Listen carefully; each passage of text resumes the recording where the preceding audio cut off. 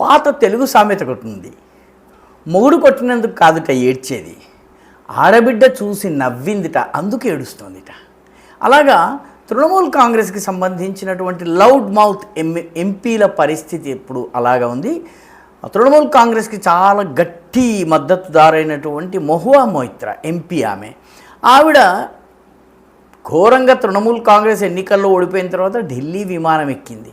విమానం ఎక్కగానే ఆమెను చూడగానే ప్రయాణికులందరూ కూడాను దీదీ చోర్, భాయిపో చోర్, తృణమూల్ చోరీ చోర్ అని చెప్పి నినాదాలు చేశారంటే, దీదీ అంటే మమతా బెనర్జీ ఒక దొంగ, భాయిపో అంటే ఆమె మేనలుడైనటువంటి అభిషేక్ బెనర్జీ ఒక దొంగ, అదేవిధంగా మొత్తం తృణమూల్ కాంగ్రెస్ దొంగ దొంగ అని చెప్పి అరిచారు. అంతేకాకుండా భారత్ మాతాకి జై, జై శ్రీరామ్ ఇటువంటి నినాదాలన్నీ కూడా ఇచ్చారు.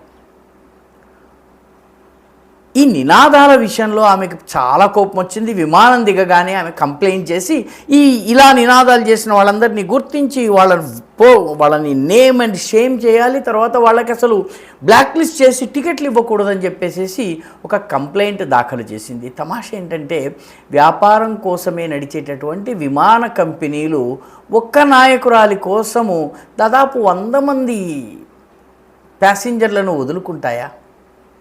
ఆమెకు ఓడిపోయిన దానికన్నా కూడాను భాయిచోర్, పిషిచోర్, తృణమూల్ చొరీ చోర్ అని అనడం చాలా బాధ కలిగించింది. అది మహువా మొయిత్రా ప్రత్యేకత.